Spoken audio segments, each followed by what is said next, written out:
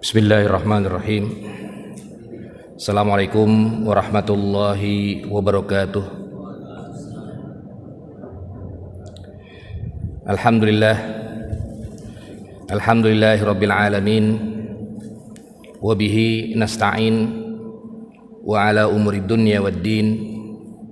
Wassalatu wassalamu ala nabiyyina Muhammadin wa ala alihi wa sahbihi ajma'in, amma ba'du.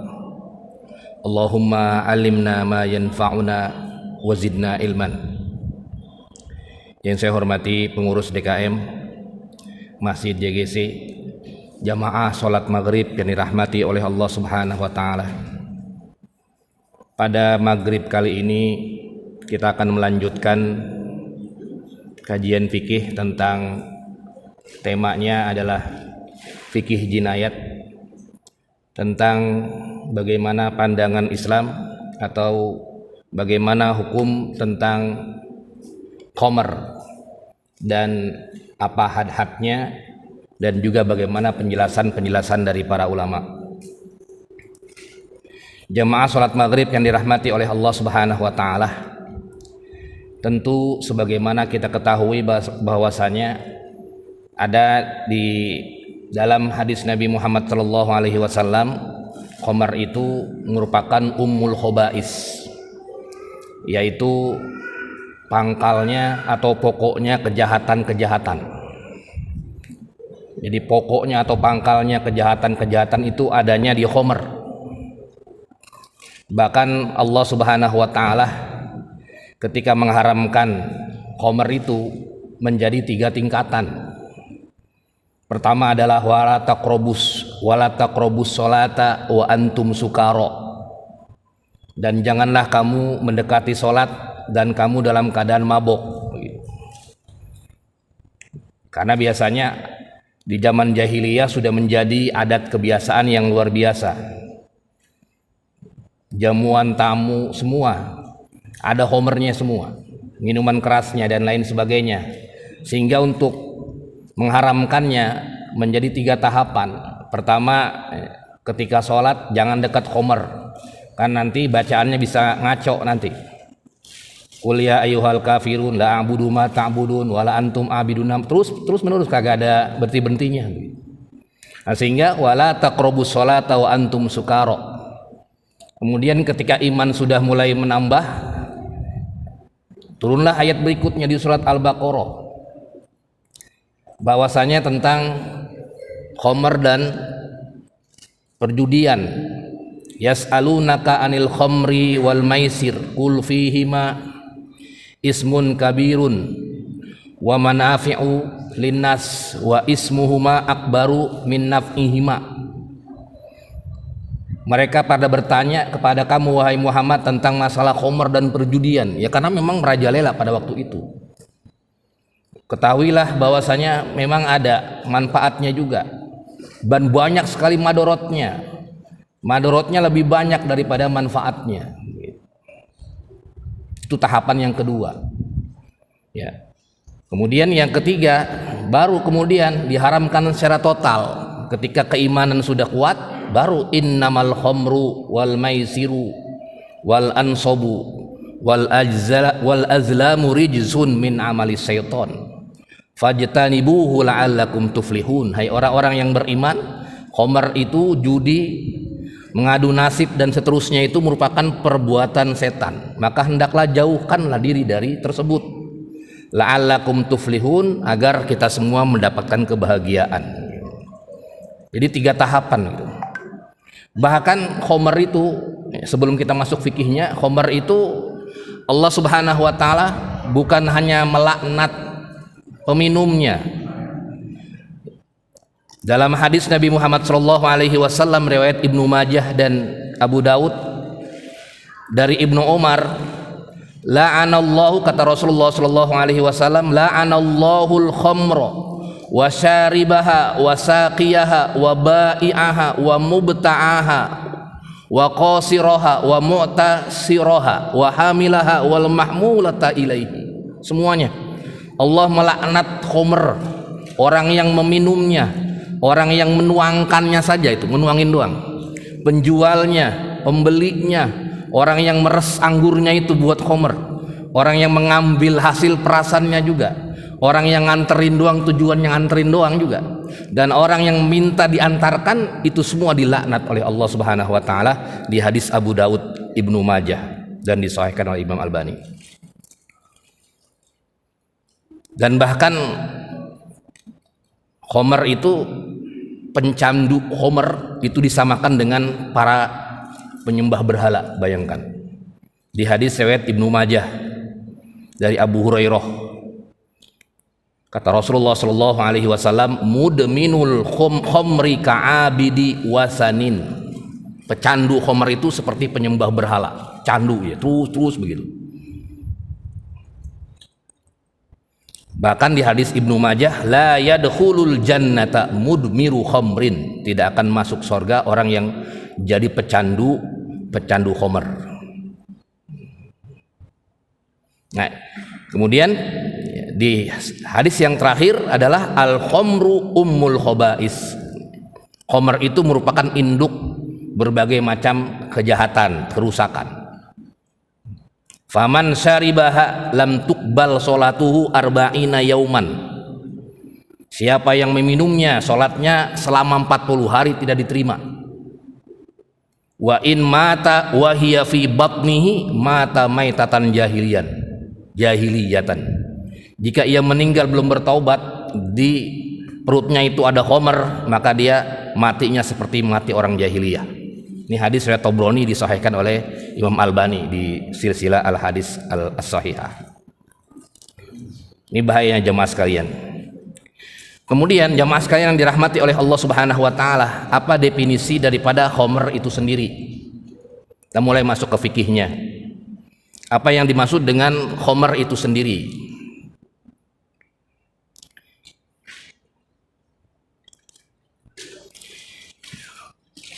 Waqala al-jumhur, jumhur ulama mengatakan khamar itu secara bahasa terlebih dahulu dari kata khamar, ay sataro, menutup, satarol aklu, menutup akalnya.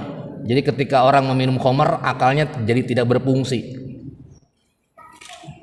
akalnya tidak berfungsi secara normal, maka itu disebut dengan khamar. Sehingga ikhtamaro bimakna istataro, tertutup dia, al aklu, akalnya tertutup, diambil dari kata itu, satar. Ini secara bahasa khamr, secara bahasa. Kemudian secara istilah khamr itu kullu syarabin askaro, setiap minuman, karena memang ini definisi di zaman klasik ya, karena belum ada yang namanya pil-pil. Nanti di pil-pil narkoba atau narkotika itu nanti dijelaskan kemudian. Kullu syarabin, setiap minuman, askaro, yang memabukkan, yang bisa menutup akalnya, kasiruhu, baik itu banyak, faqaliluhu, juga dikit, haramun, haram hukumnya, wa huwa khamrun, maka itu termasuk khamr. Liqaulin Nabi sallallahu alaihi wasallam, karena di hadis Nabi Muhammad sallallahu alaihi wasallam di riwayat Imam Muslim, kullu muskirin khamrun, setiap yang memabukkan itu khamr. Nah, ini yang dijadikan dasar, bukan hanya berbentuk minuman saja. Kullu muskirin khamrun, setiap yang memabukkan itu adalah khamr. Wa kullu khamrin haramun, dan setiap khamr itu adalah haram. Nah, ini yang didefinisikan oleh para ulama. Kemudian surutul had, kita telah mengetahui bahwasanya ketika seseorang minum khamr, maka ada hadnya, ada jarimah hududnya, jarimah hudud khamr itu sendiri. Sebelum kita masuk apa itu jarimah hudud khamr itu, maka terlebih dahulu ada syarat-syaratnya untuk agar orang tersebut bisa dilakukan had ketika meminum khamr. Yang pertama adalah ayyakuna syaribu akilan, orang yang meminum itu adalah berakal. Jadi orang yang tidak berakal seperti orang gila minum ya tidak terkena had, tidak terkena had ya. Orang yang gila, orang yang tidak berakal, maka dia tidak terkena had. ayyakuna balighon, kemudian yang kedua adalah orang tersebut balik. Fala yahuddus shaghir, dan tidak ada had bagi anak kecil. Jadi kalau anak kecil sudah minum keras, minuman keras, maka memang dia tidak dihad. Ada mungkin adanya namanya disebut dengan ta'zir, hukuman ta'zir. Hukuman ta'zir adalah untuk supaya seorang pelakunya tersebut, karena tidak termasuk hukum had, pelakunya tersebut supaya dia tidak melakukan kembali. Itu disebut dengan hukuman ta'zir. Atau ada 3 bentuknya. Hukuman ta'zir itu bisa berbentuk menambah, ziyadatu al-hukum, bisa menambah hukum. Misalnya hukumannya 80 jilid, 40 jilid. Tadinya itu Khomer itu hukumannya di zaman Rasulullah Shallallahu Alaihi Wasallam, zaman Abu Bakar 40 jilid. Kemudian di zamannya Umar bin Khattab menjadi 80 jilid. Kemudian di zaman para ulama pernah terjadi ditambahkan ziyadatul hukum dengan ta'zir karena tidak mempan itu, karena memang beda di zaman Rasulullah. Kenapa 40 jilid? Ya karena mungkin imannya luar biasa ketika zaman Rasulullah dan para sahabat itu. Tapi ketika sudah makin kemari, keimanannya sudah makin menipis sehingga ziyadatul hukum, ditambah ta'zir. Selain hukum had juga ditambah misalnya al-habsu, ditambah misalnya penjara, atau juga bahkan ditambah dengan ada yang hukuman mati dan seterusnya. Nah itu disebut dengan ta'zir. Jadi ketika yang masih belum balik, maka dia tidak terkena had, maka bisa terkena ta'zir. Nanti ada bab khusus terkait dengan ta'zir. Kemudian yang selanjutnya adalah ayya'lama annahu khamrun. Dia itu tahu bahwasanya dia itu meminum minuman keras. Jadi kalau dia tidak tahu, misalnya tiba-tiba disuguhin orang, dia tidak tahu itu adalah minuman keras, tiba-tiba dia minum aja, kemudian tahu-tahu dia mabok, kemudian dilaporkan ke qadhi, ke hakim, maka tetap dia tidak terkena had karena ketidaktahuannya. Jadi dia tahu, sengaja dia tahu ingin meminum khamr, maka dia baru terkena had. Kalau ia tidak, atau dipaksa, mukrih, ayyakuna mukrohan, dia dipaksa untuk meminum khamr, atau misalnya dia tidak tahu bahwasanya itu khamr, maka dia tidak terkena had, tidak terkena had. Nah ini yang diperbincangkan oleh para ulama. Kemudian miqdarul had, masuk kemudian ke hadnya, hududnya. Qala, para ulama berkata haddus surbi wasukri, bahwasanya had daripada minuman keras dan juga yang memabukkan itu adalah samanuna jalda, 80 jilid. 80 jilid. Liqauli Ali radhiyallahu anhu, idza sariba, ketika ia minum kemudian dia mabuk, wa idza sakara haziya, ketika ia mabuk kemudian ia otaknya tidak terganggu, maka dia hadnya adalah samanuna jalda. Fakana ijma'an, maka itu sudah menjadi ijma' para ulama. Jadi ijma' para ulama 80 jilid. Hadnya itu sudah 80 jilid. Memang ketika zaman Rasulullah Shallallahu Alaihi Wasallam ini 40 jilid. Haddul khamri arba'una jaldatan, bahwasanya had khamr itu 40 jilid. Li'anna Nabi Sallallahu Alaihi Wasallam, karena Nabi Muhammad Sallallahu Alaihi Wasallam ketika menghukumi peminum khamr, maka ia menghukumi dengan arba'ina jaldatan, 40 jilid. Menghukuminya dengan 40 jilid. Kemudian di zaman Abu Bakar pun sama. Kemudian baru jalada Rasulullah sallallahu alaihi wasallam arba'ina wa Abu Bakar arba'in. Rasulullah sallallahu alaihi wasallam menjilid peminum khamr itu 40. Wa Abu Bakar arba'in. Abu Bakar itu juga zaman Abu Bakar 40. Wa Umar samanin, kemudian di zaman Umar mulai 80. Terus menerus sampai dengan sekarang itu 80 jilid. Nah ini disebut dengan khamr, jamaah sekalian yang dirahmati oleh Allah Subhanahu wa taala. Jadi segala sesuatu yang memabukkan itu disebut dengan khamr. Bahkan di dalam Al-Qur'an juga dijelaskan bisa termasuk an-nabis, anggur, kemudian juga an-nakhl, kemudian kurma. Biasanya anggur kemudian diperes, kemudian ditutup yang rapat, kemudian setelah itu 3 hari, 3 hari didimin aja itu 3 hari atau lebih dari 3 hari, itu akan berubah zatnya dari zat makanan kemudian menjadi zat memabukkan. Atau jenis-jenis yang lainnya, jenis-jenis yang lainnya bisa zabib atau jenis-jenis fawakih lainnya, buah-buahan lainnya, atau yang apapun jenisnya, bahkan ya pil-pil yang sekarang itu yang penting dia berubah zatnya dari makanan. Kalau makan dari makanan kemudian menjadi memabukkan yang bisa menutup akalnya, maka dia disebut dengan khamr dan hukum memakannya adalah haram. Maka di sini ahkamul khamri, kata para ulama, hukum khamr ini yahrumu surbul khamri, haram meminum khamr qaliluha wa kasiruha, baik itu sedikit maupun banyak. Baik sedikit maupun banyak. Di dalam Al-Qur'an, innamal khamru wal maisiru wal ansabu wal azlamu rijsum min amali syaiton. Kemudian yang selanjutnya, hukum yang selanjutnya adalah yakfuru mustahilluha li anna hurmata sabatat bidalilin maktu bihi. Orang yang menghalalkan khamr itu maka hukumnya kafir dia.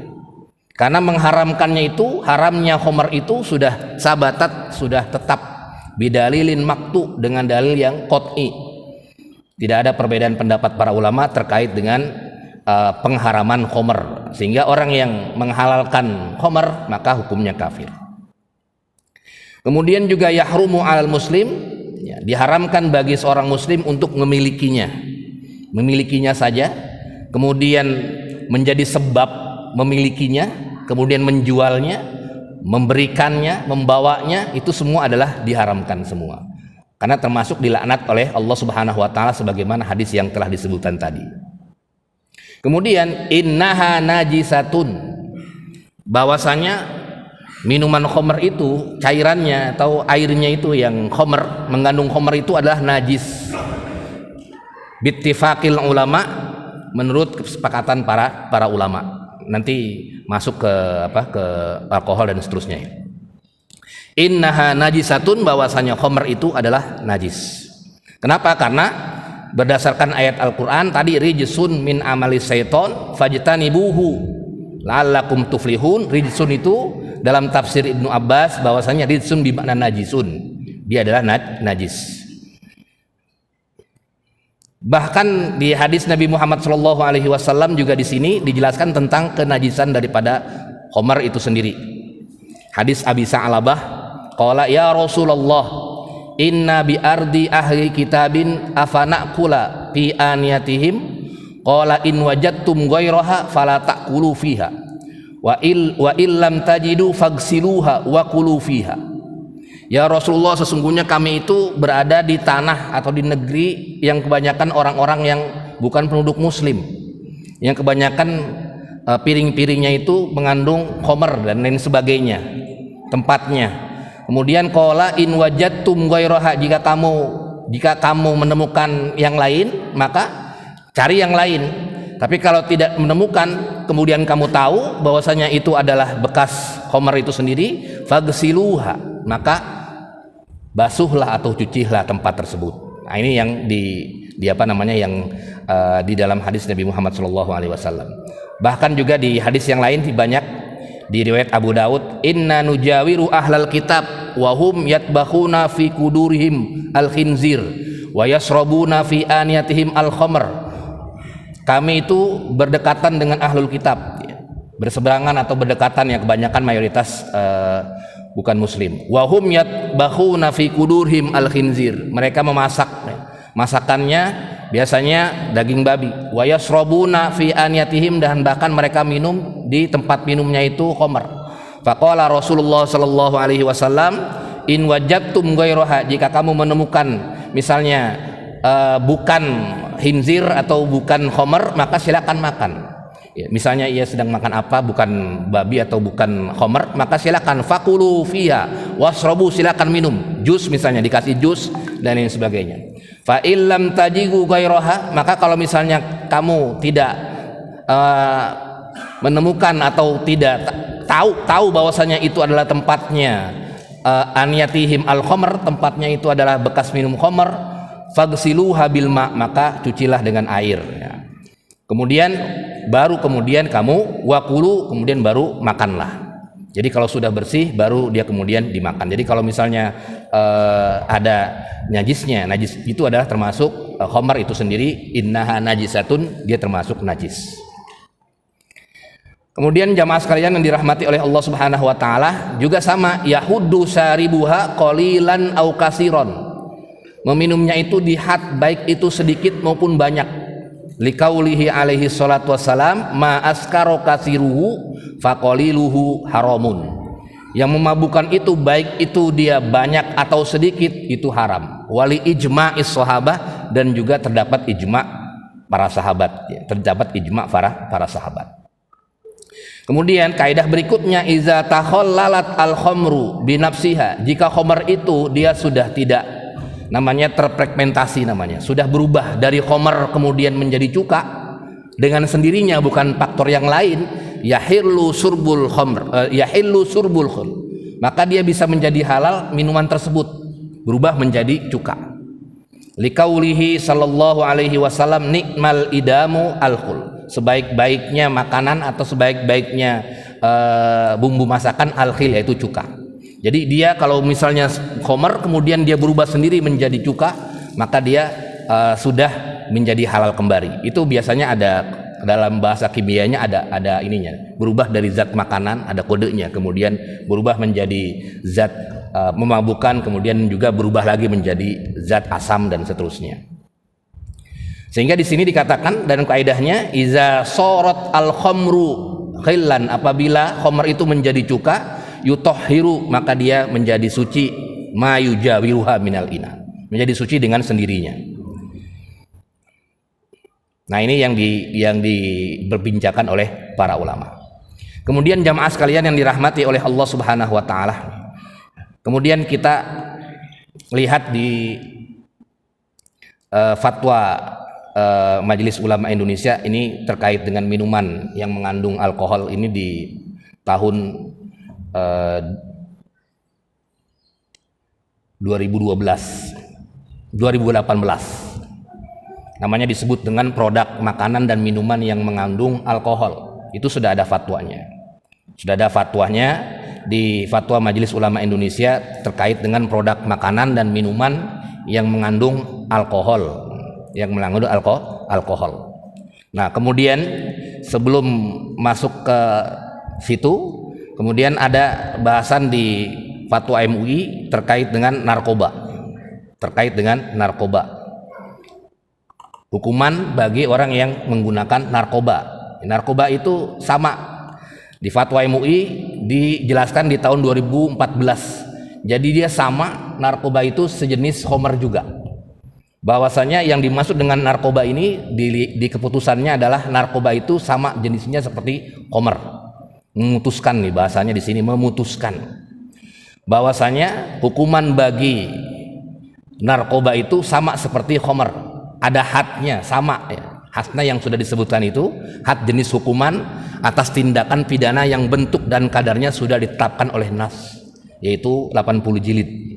Kemudian ada ta'zirnya itu jenis hukuman yang tindak pidananya itu dalam bentuk yang diserahkan kepada ulil amri, baik itu yang memproduksinya, mengedarkannya, menyalahgunakan narkoba, kemudian produsennya, bandarnya, semua bahkan dihukum ta'zir sampai sangat berat, sampai hukuman mati. Itu juga ada di fatwa MUI. Jadi bisa ta'zir itu bisa hukuman yang memberatkan juga, bisa ziyadatul hukum, bisa juga hukuman al-habsu, bisa juga hukuman penjara. Nah, ini yang difatwakan oleh MUI terkait dengan narkotika, juga termasuk jenis khamar ya. Walaupun dia bukan berbentuk cair, tapi secara maknawi, secara ini adalah dia termasuk jenis narkotika, itu zat yang menimbulkan ketergantungan atau merusak saraf otak dan seterusnya. Ini di fatwa MUI di tahun 2012 ya. Nah, kemudian apa hubungannya dengan alkohol? Nah, ini juga nanti ada hubungannya. Sebelum itu di fatwa MUI tahun 2018 terkait dengan produk makanan dan minuman yang mengandung alkohol. Apa itu alkohol? Alkohol itu sudah ada fatwa MUI-nya. Sudah diinikan di di LPPOM itu sudah diteliti terkait dengan alkohol di fatwa MUI tahun 2019 tentang hukum alkohol.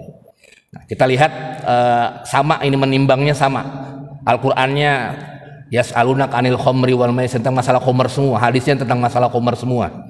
Kemudian pendapat para ulamanya tamak seperti yang tadi, ada mengambil Wahbah Zuhaili juga, ada mengambil para sahabat juga. Ini semua terkait dengan khamr semua.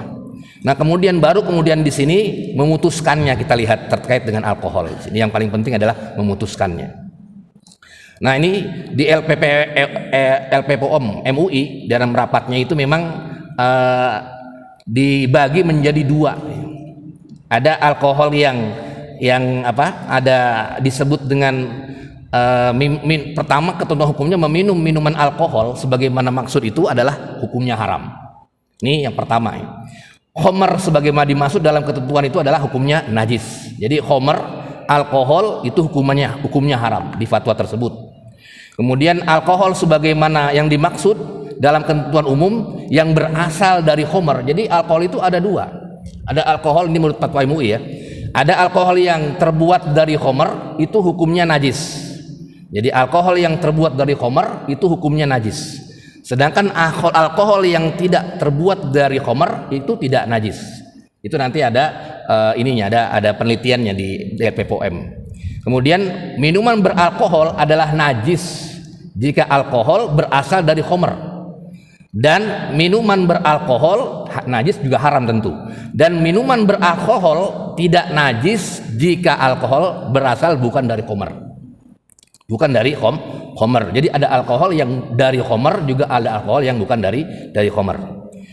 Kemudian juga penggunaan alkohol industri khamr untuk produk makanan, minuman, dan kosmetik dan lain sebagainya hukumnya haram kalau dia dari industri khamr. Kemudian penggunaan alkohol atau etanol hasil industri non khamr ataupun hasil industri misalnya dari produk makanan, minuman, dan lain-lain, maka hukumnya mubah, boleh apabila secara medis tidak membahayakan. Ini fatwa MUI. Makanya memang terdapat perbedaan pendapat kalau misalnya kaitannya tentang masalah minyak wangi yang ada alkoholnya, apakah sah atau tidak dipakai sholat begitu. Nah, itu kalau yang alkoholnya yang terbuat dari industri khamr, jelas itu najis, itu sepakat para ulama. Tapi kalau misalnya alkoholnya bukan dari jenis khamr, maka menurut MUI najis. Tidak najis, tapi menurut yang lain, kalau kita baca di fatwa-fatwa yang lain, itu tetap semuanya mau dari industri khamr atau tidak, tetap mengatakan haram. Tapi MUI menjelaskan seperti itu. Kalau yang tidak berasal dari industri khamr, nah itu tidak mubah ya, asalkan secara medis tidak membahayakan. Nah, ini yang diinikan oleh fatwa MUI. Sedangkan yang fatwa MUI tentang makanan dan minuman itu juga serupa. Makanan dan minuman kan biasanya ada yang mengandung alkoholnya, ada yang mengandung alkoholnya, ada juga yang mengandung alkohol juga, tapi ada juga fatwa MUI di sini ada dua juga. Jadi keputusan fatwa MUI terkait dengan makanan itu, kalau makanan tersebut yang alkoholnya adalah berasal dari industri khamr, maka dia hukumnya adalah najis atau haram untuk dimakan atau diminum. Kemudian penggunaan alkohol bagi industri makanan yang industrinya berasal dari non khamr, maka dia mubah, hukumnya mubah. Hukumnya mubah menurut fatwa MUI. Ini sekedar informasi saja dari fatwa MUI terkait dengan alkohol atau etanol. Ini ada ada penjelasannya, artinya ada penjelasan dari LPPOM MUI ini terkait dengan rumus-rumusnya secara lengkap. Ini terkait dengan ada rumusnya C2H5OH, itu ada rumus-rumusnya tuh, yang rumus kimianya yang mengharamkan itu C2H5OH, itu yang jenis yang mengharamkan secara kimiawinya. Jadi kalau misalnya dari makanan itu bukan itu kodenya, kode kimianya, kemudian berubah menjadi ini, baru kemudian haram, kemudian berubah menjadi cuka, itu lain lagi nanti kodenya. Nah, itu kalau kita belajar ilmu kimia. Ini terkait dengan fatwa MUI jamaah sekalian yang dirahmati oleh Allah Subhanahu wa taala. Mungkin sampai sini ada diskusi tafadhol sebelum kita lanjut di fikih selanjutnya atau lanjutan dari Wahbah Zuhaili.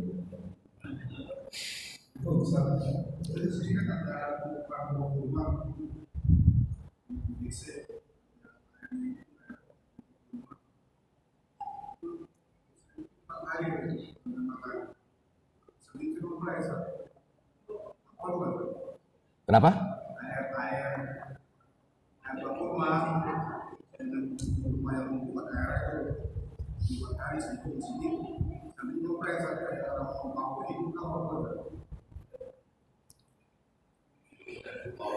Air kurma, jus kurma.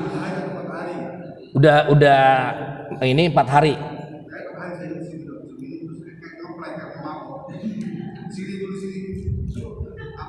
Alergi makanan, alergi minuman apa mabok gitu.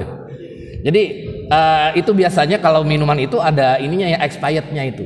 Jadi ada bahan untuk ada bahan makanan yang bisa yang kalau dia sudah expired baru begitu ya. Jadi kalau yang asli ini, kalau pengen ini aslinya, kalau tidak menggunakan apa-apa, misalnya ini ada kurma nih, kurma, kemudian dihancur-hancurin atau dibuat jus dah. Jangan dikasih obat pengawet, jangan. Udah didimin aja begitu. Sampai 7 hari, dan kemudian itu berubah nggak itu? Kalau misalnya dia berubah zatnya dari makanan kemudian ke memabukan, nah itu bisa disebut dengan khamr. Jadi kalau misalnya makanan-makanan atau ya kayak bisa di kaleng-kaleng ada jus 7 kurma dan lain sebagainya, itu sudah walaupun dia sebulan dia nggak ini itu udah tidak disebut dengan khamr karena memang dia belum berubah itu ininya zatnya belum berubah. Jadi berubah zatnya dari minuman, zat minuman itu kemudian berubah menjadi zat C2 tadi begitu, khamr. Jadi kalau misalnya minum itu emang bener, kalau misalnya orang yang ada juga orang yang minum baru pertama kali minum kemudian kelayangan, itu bukan berarti dia mabok, bukan. Mungkin karena dia merasa ini minum apa saya begitu. Bukan mabok. Mungkin kalau orang mabok itu seperti apa ya? Dia emang otaknya tutup. Tapi kalau cuma puyeng-puyeng begitu menurut saya bukan mabok. Jadi kalau menurut saya tadi yang misalnya dia 4 hari kemudian dia minum, kemudian kayak kelayangan itu bisa jadi itu bukan karena mabok ya, kecuali kalau mungkin diteliti apakah dia sudah berubah zatnya, wallahu a'lam. Ya memang makanya itu ada istilah expired dan lain sebagainya yang seperti itu supaya kita hati-hati juga deh. Apalagi kalau bahan-bahan yang bisa bahan-bahan yang bisa berubah menjadi khamr tadi begitu ya. Ya, kalau yang suka mabok sering mabok, lalu sudah sarap sarapnya dia itu kalau tidak minum obat, ada pusing. Nah itu gimana supaya mengurangi pusingnya ini dia selalu minum obat sedikit itu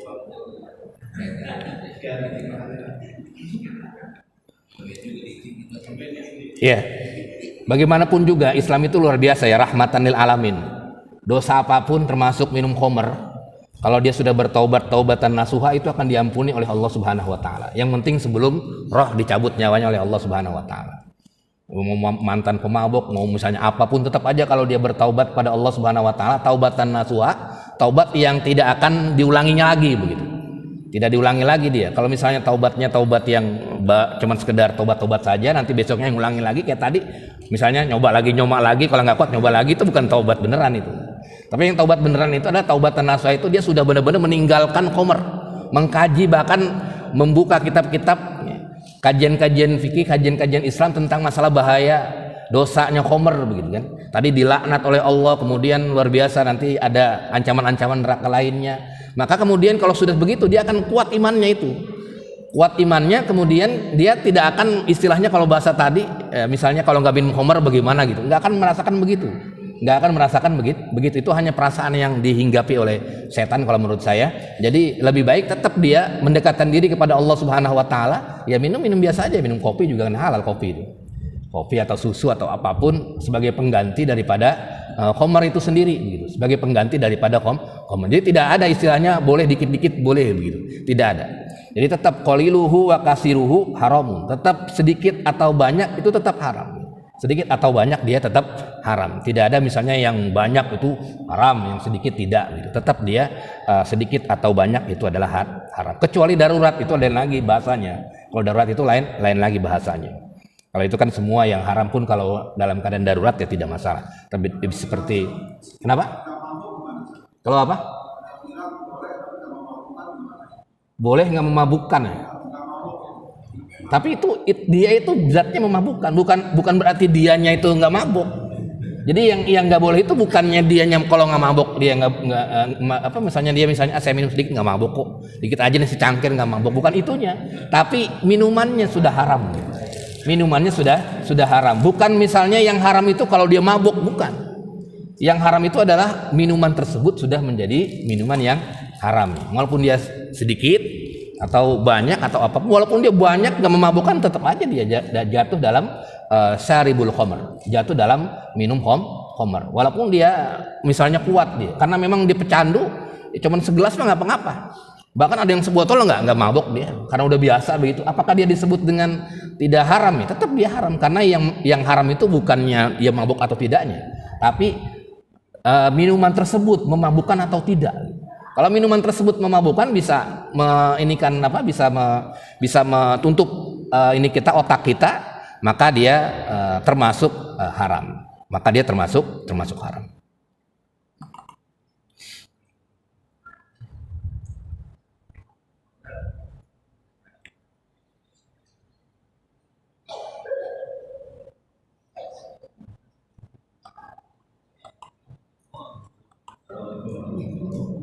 Waalaikumsalam warahmatullahi wabarakatuh. Sekarang beredar ya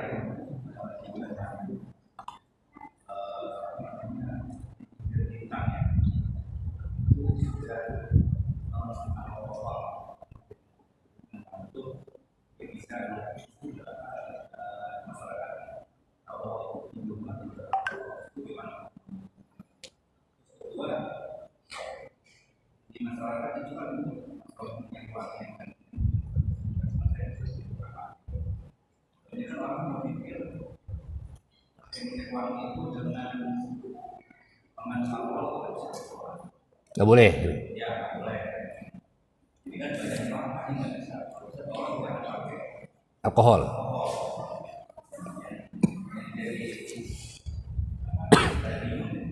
Ini ada juga bilang apa kalau sama cuma buat minum. Ada yang bilang itu diragukan. Jadi bagaimana mungkin semua orang tidak ada yang benar.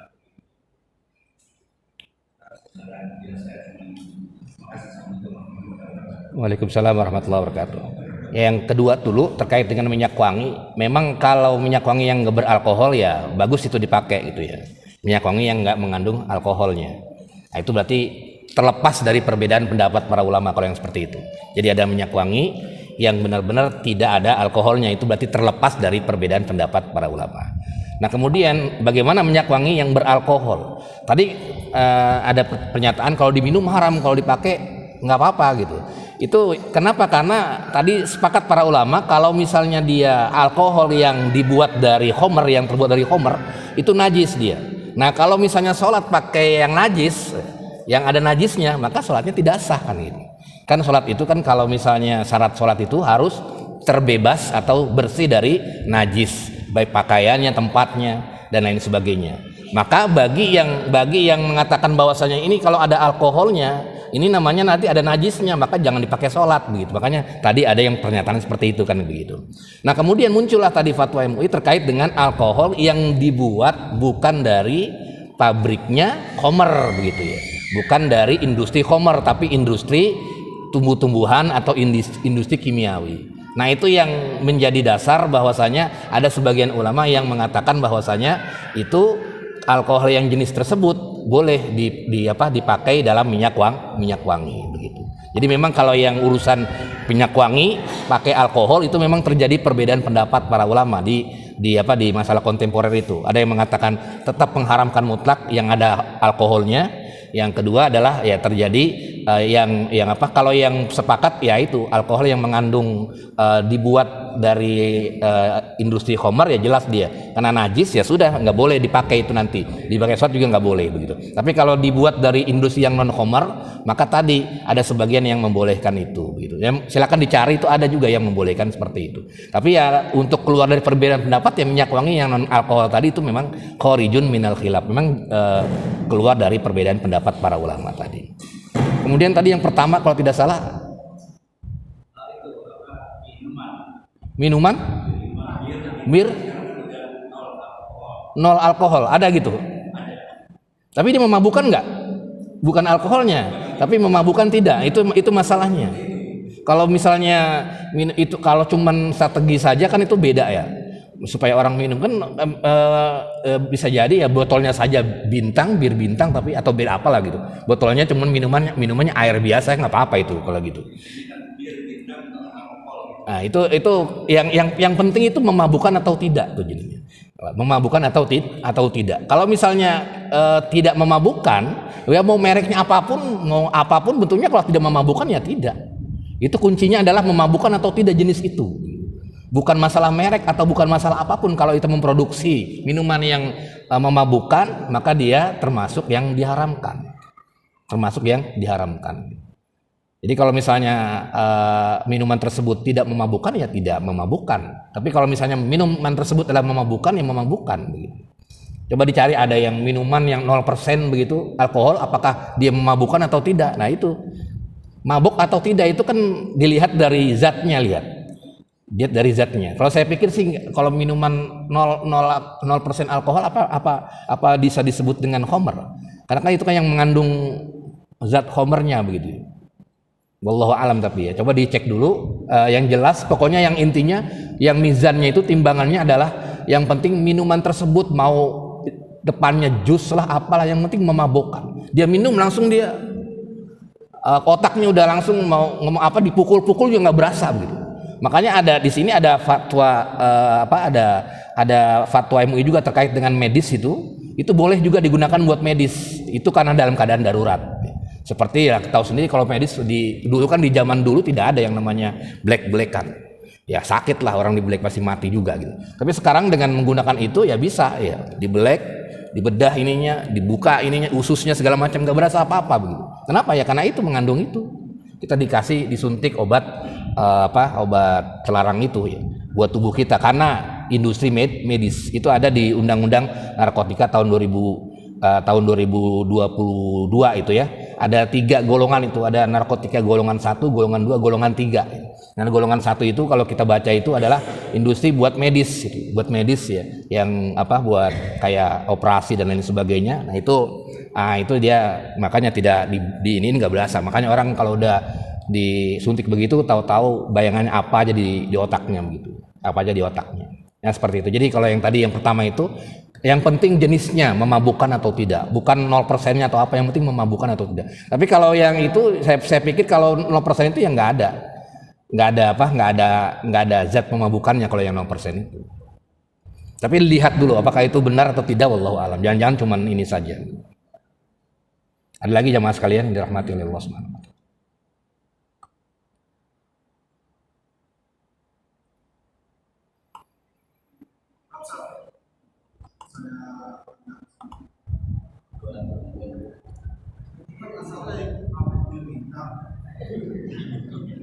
Walaupun itu kan asalnya di tempat produksi haram kan.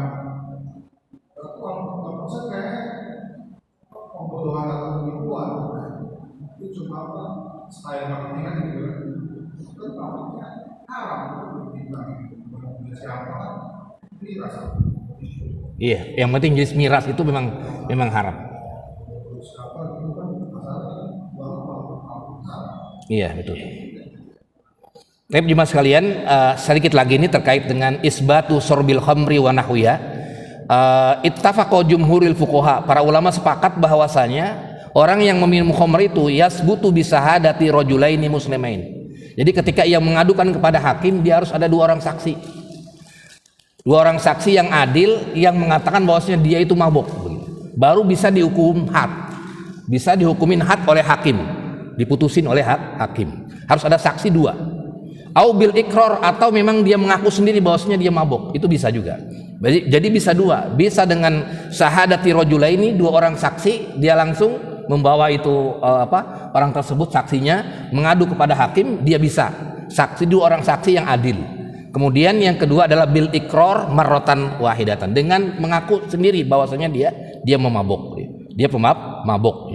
Kemudian di sini dikatakan bahwasanya kalau misalnya dia ini misalnya tadakhul al hudud, misalnya ada dua hududnya, dia mabuk juga kemudian dia mencuri juga begitu, maka di sini para ulama mengatakan, atau mabuk juga kemudian membunuh juga begitu, ada dua had di sini, maka di sini para ulama mengatakan kalau misalnya ada dua had tadakhul al hudud, ijtama'at al hudud ala saksin fa imma an takuna hududan khalisatan lillah, misalnya yang satu dia berhubungan dengan hak Allah, yang satu berhubungan dengan hak manusia, maka yang pertama ayyakuna fiha qatlun, kalau dia misalnya hududnya adalah qatl, membunuh misalnya